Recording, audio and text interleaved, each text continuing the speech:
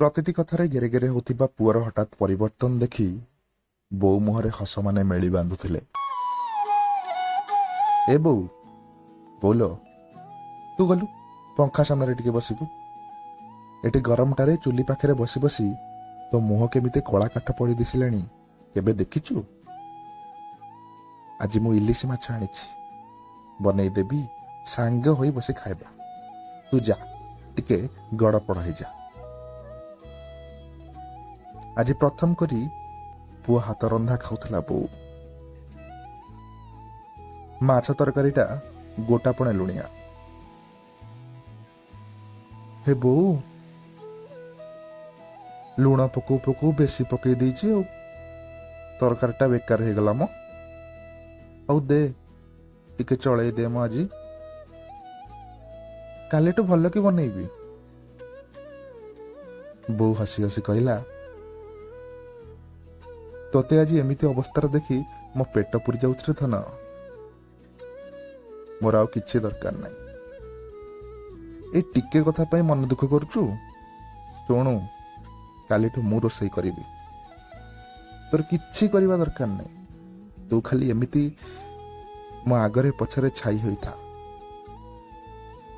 ମୋ ଧନଟା ଲୋ, ରହ, ମୁଁ କଣ ଟିକେ ପରିବା ପକେଇ ତୋ ପାଇଁ ଏଇ ମାଛରୁ ଛେଞ୍ଚେଡ଼ା ବନେଇଦିଏ, ଖାଇବୁ। ପରଦିନ ସକାଳୁ ଉଠି ପୁଅ ତା କାମରେ ବାହାରିଗଲା।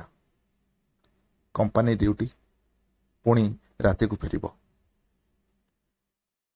ବୋଉ ଆଜି ପୁଣି ପୁଅର ପସନ୍ଦ ଇଲିଶି ମାଛ ଝୋଳ, ତା ସାଙ୍ଗକୁ ଚିଙ୍ଗୁଡ଼ି ଚଟଣି କରିଛି। ପୁଅ ଫେରିଲା ପରେ ବୋଉ ତା ପାଇଁ ଭାତ, ଡାଲି, ଇଲିଶି ଝୋଳ, ଚିଙ୍ଗୁଡ଼ି ଚଟଣି ବାଢ଼ିଦେଲା ଖାଇବା ପାଇଁ। ତୁ ଏଗୁଡ଼ା ମଣିଷ ଖାଆନ୍ତି? ମଣିଷ ତ ମଣିଷ, କୁକୁର ଖାଇବେ କି ନାହିଁ ଜଣା ନାହିଁ।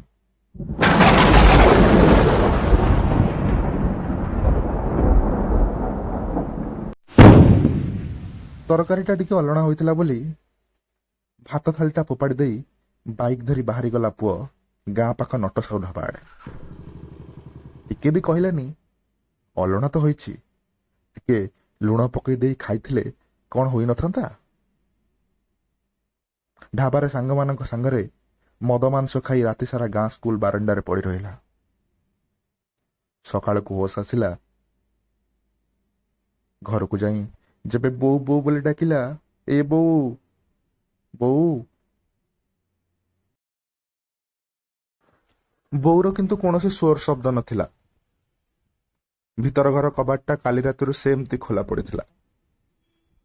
ଭାତ ତରକାରୀ ସବୁ ଛିନଭିନି ହେଇ ଘର ସାରା ଏଣେ ତେଣେ ବିଞ୍ଚି ହୋଇ ପଡ଼ିଥାନ୍ତି। ଚଟାଣ ଉପରେ କିଏ ଯେମିତି ଗାଢ଼ ନାଲି ରଙ୍ଗ ପାଣି ଢାଳି ଦେଇ ଯାଇଛି।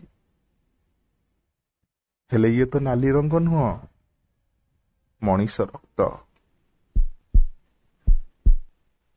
ଆଖି ବୁଲେଇ ଦେଖିଲା ପରେ ପୁଅର ପାଦ ତଳୁ ଯେମିତି ମାଟି ଅତଡ଼ା ଖସି ପଡ଼ିଲା।